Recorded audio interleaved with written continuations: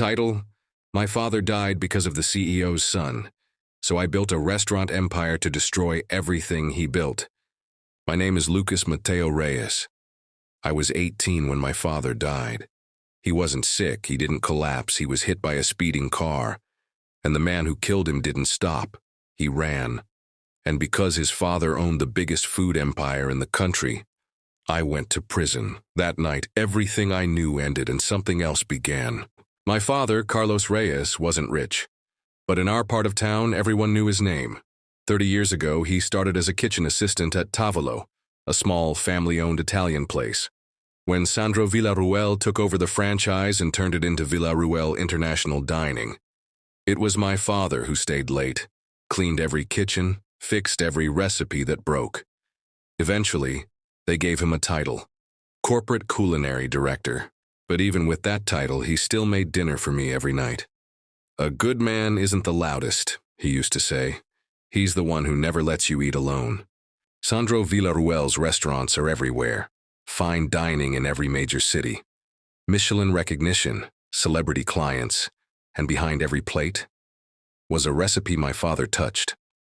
When I was 16, they transferred me to Verona Academy, a private university for the elite. Dad said it was time I saw how the world really worked. He didn't say what he meant by that, but I found out soon enough. At Verona, everyone had designer shoes and surnames that belonged on building signs. I was the quiet one. I read in corners, ate lunch alone, skipped club meetings. And then, she appeared. Elena Soriano. Loud, curious, completely unaware of social rankings. She sat next to me in philosophy, always asked the most ridiculous questions. Do you think people are born fake or just trained to be? One day she offered me half of her sandwich. I took it.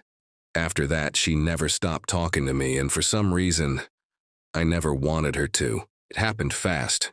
There was this kid, Jewel Coe, awkward, genius-level brain, always stuttering and fumbling papers. I saw him being shoved into a locker by some tall guy in a varsity jacket. Nerd tax, the guy laughed. Pay up. I stepped in. He dropped his wallet. The guy looked at me like I was an insect. Who the hell are you? Someone who doesn't need to flex to feel tall. He laughed, then threw a punch. I caught his wrist and landed mine. 2 hits. Blood. Teachers. Suspension. What I didn't know?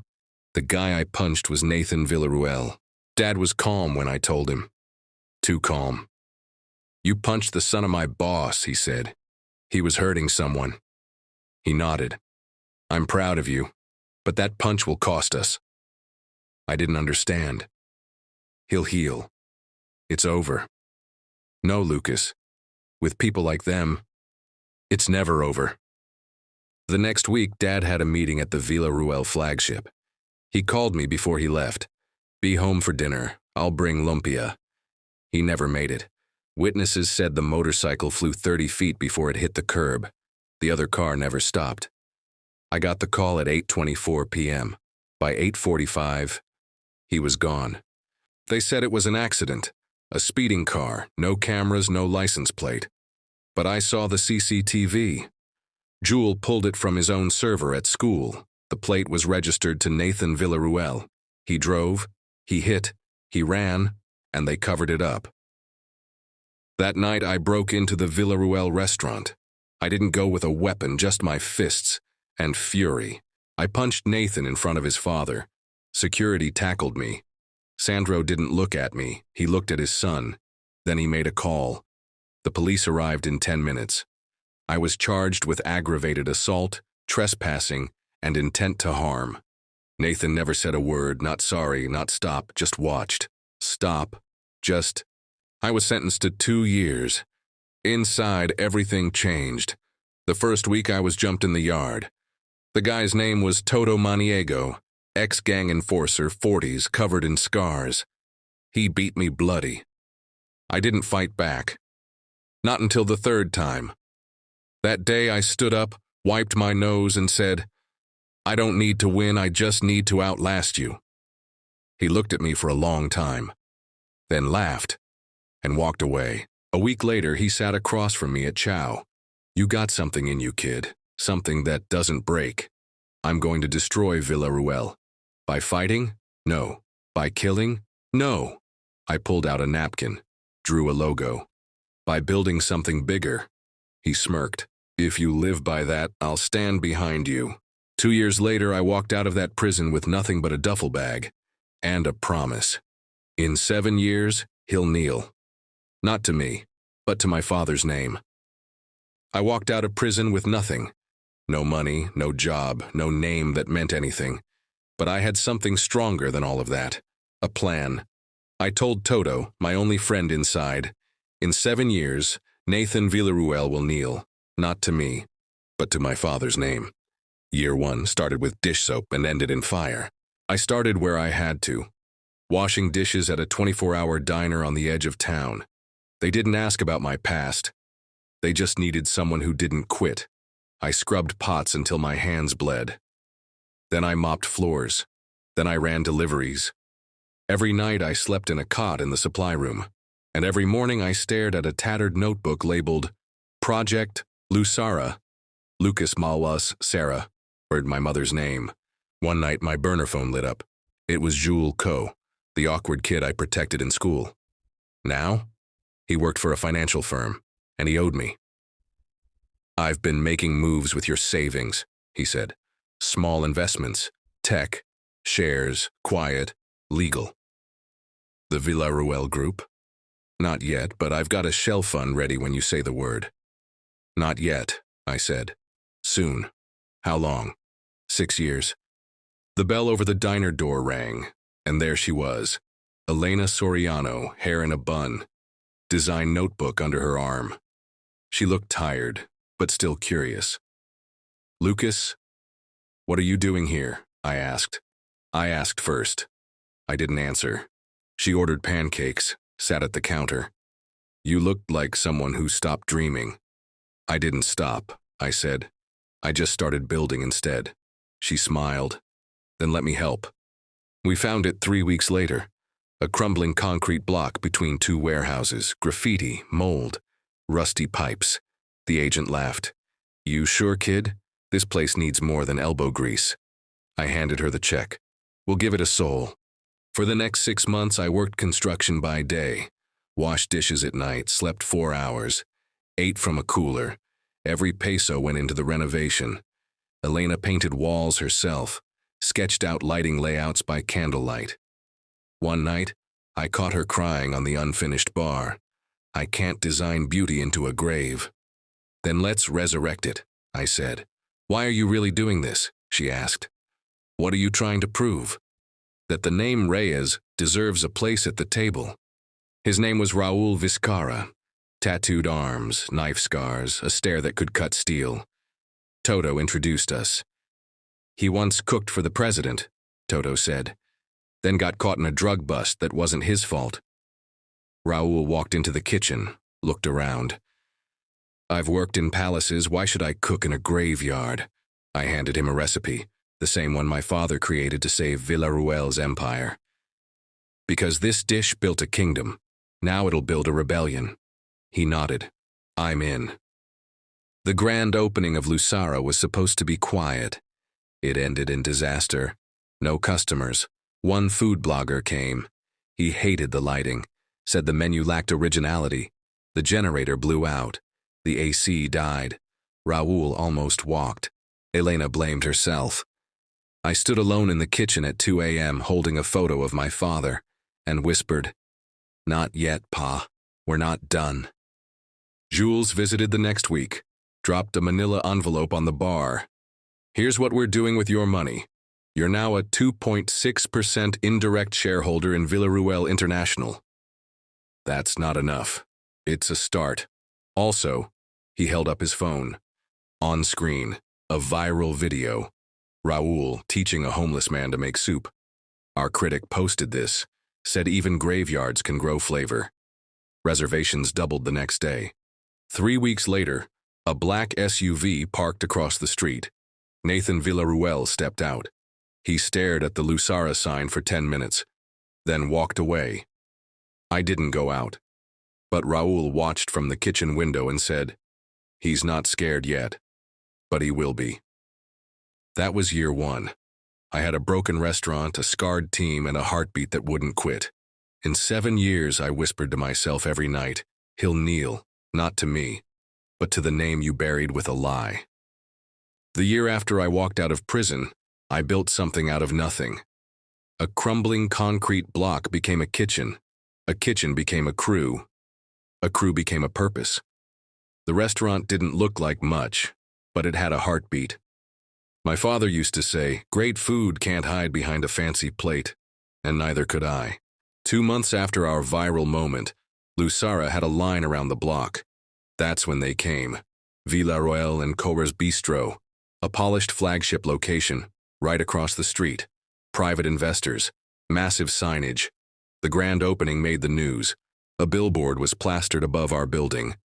Legendary taste, reinvented. Nathan Villaruel's face was on it. My blood turned to ice. 2 nights later, I found him inside Lucera. He sat alone, no security, no disguise. I didn't speak first. He looked around, smirking. So, this is your revolution? I crossed my arms. What do you want? I came to taste the legacy you think you're defending. Raoul brought out our signature dish. Nathan took 1 bite, nodded slightly, and left without paying. He turned at the door. Nice seasoning, but you'll never own flavor the way we do. The next morning, our supplier canceled deliveries.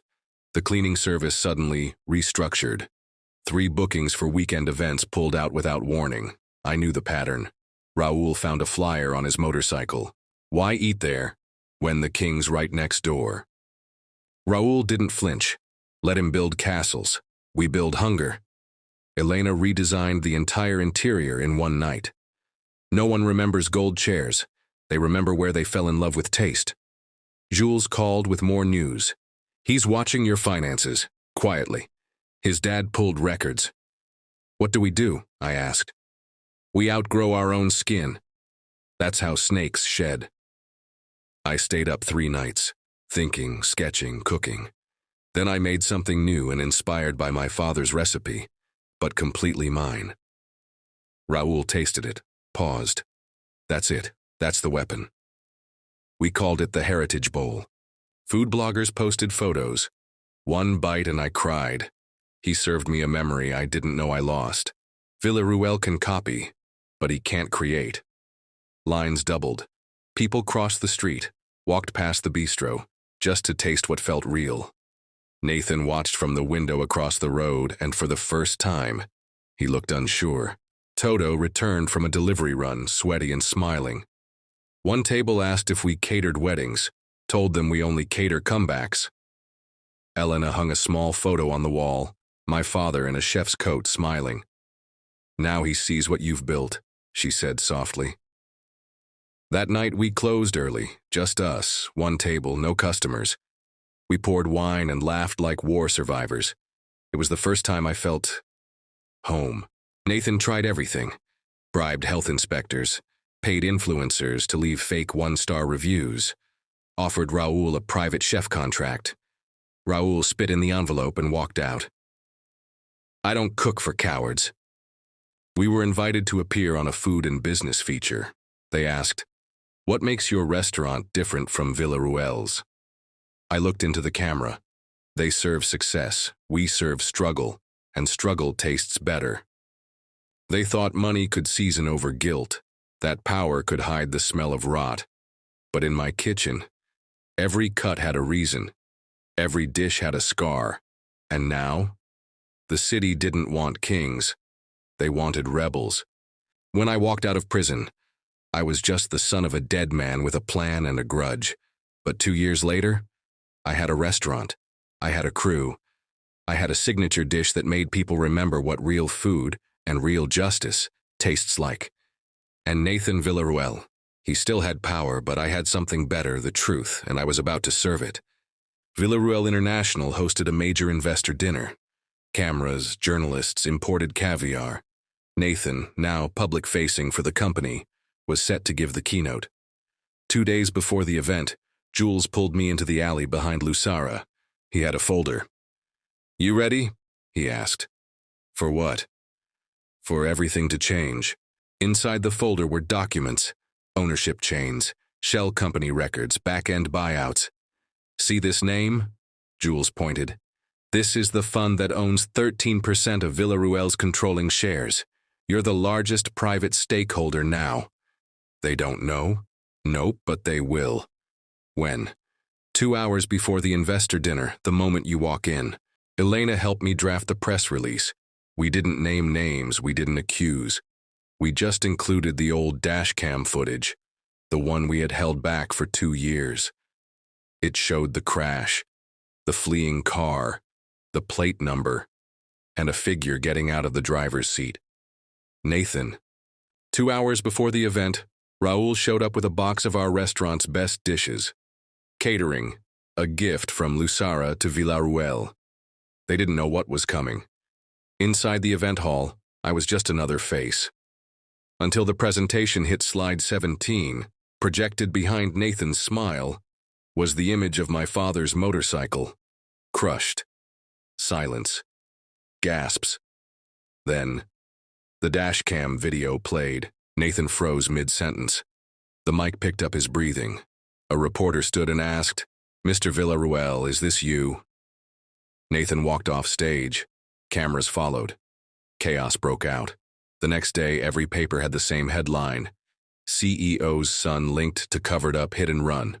Sandro Villaruel called me privately. A hotel rooftop, 11 p.m. Just the two of us. He was old now, thinner, quiet. He didn't yell. He didn't deny. "You always were your father's son," he said. "You paid to bury him." "No, I paid to protect a future I thought I could control. But the truth doesn't stay buried, Lucas, especially when the one digging has nothing left to lose." I said nothing. He handed me a letter. "This company's on fire. I need someone who knows what it's like to earn loyalty, not buy it." "Why me?" "Because you don't need it. That's why you deserve it." Jules set up the meeting. The shareholders were already shaken. When I entered the boardroom, I didn't sit. I handed them the proof of ownership, all 13.2%. The youngest member whispered, "That's enough to call a vote." I nodded. "Then call it." By a margin of 1, I was voted interim head of Villaruel's expansion division. The empire was now part of mine. Back at Lucera, Toto was waiting. "Heard you took the crown," he said, handing me a beer. "Don't forget the streets you built it on." I smiled. "I'm not done yet." "Good, because word is, Nathan's going to jail." Nathan Villaruel was arrested 3 weeks later. Obstruction, fleeing the scene, tampering with evidence. He cried in court. I watched from the back. I didn't speak, didn't smile, just closed my eyes, and whispered to myself, "One step closer, Pa." They built their legacy on my father's back, then tried to bury his name in silence, but I don't raise my voice. I raise the truth. They told me revenge was fire, but I didn't burn anything down. I bought it, and I turned the ashes into a foundation. Nathan Villaruel went to prison. His father handed me control of the brand they once built off my father's blood. But I didn't want their crown. I wanted something else, a name, a legacy, so I gave the world Lucera. 3 weeks after the shareholder vote, the Villaruel flagship store downtown reopened. Same walls, new name. A banner stretched across the front. Villaruel dining is now a Lucera Group experience. People gawked, critics whispered, customers returned, but I wasn't done. Elena and I held a press conference. She stood beside me, confident, radiant. Raul, Toto, Jules, all behind the cameras. I spoke calmly, clearly. "My name is Lucas Mateo Reyes. My father, Carlos Reyes, helped create the dishes that made this company what it is today. He was betrayed, buried in silence. I built Lucera not to destroy the Villaruel name, but to remind the world where it truly began. And now, we move forward together, with honor, with memory, and with fire that cooks, not consumes." The room erupted in applause. That night, I walked back into the first Lucera location. The same chipped doorway, same creaky floors, Same scent of pepper and rosemary. Raoul sat at the bar. Look at you now. From mop boy to media darling. Still the same guy, I said. Except now your name's on the apron. I poured him a drink. We didn't toast, just nodded. That was enough. Elena transformed the downtown flagship. Exposed beams, warm lights, a wall of handwritten guest notes, and at the center, a plaque with my father's name. This is where it started, she said. And this time, we're doing it right. I kissed her forehead. Thank you for staying. I didn't stay. I chose you. Every version. A month later, I got a letter from Nathan. It was short. I know I can't undo it. I know I didn't deserve the second chance you gave my father. But for what it's worth, I'm sorry. Not for what happened. For who I was. I didn't write back. Some stories don't need sequels. Sandro Villaruel retired quietly. He moved to a cabin up north. One day, he showed up unannounced at Lucara's soft launch in Cebu. He asked to speak to me. We sat in the back, away from cameras. I came to see the future I couldn't build, he said. You helped shape it.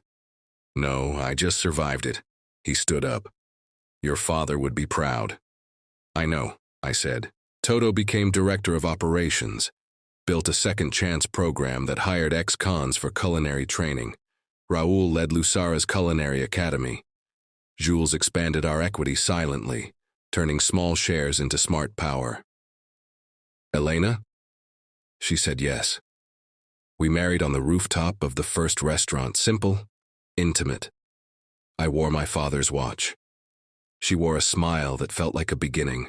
We created a final menu item, named it the Reyes Fire. It combined my father's original sauce, Raoul's spice profile, Elena's plating vision, and my own, a seared edge that tasted like memory. We only served it once a week, to people who remembered, to people who wanted more than a meal. You see, revenge doesn't always roar. Sometimes it simmers. Sometimes it's plated. Sometimes it comes with a receipt and a thank you note. But in the end, I didn't destroy his empire. I made it mine, and I carved my father's name into every wall, every table, every taste. Not out of hate, but because he built them first and I just brought them home.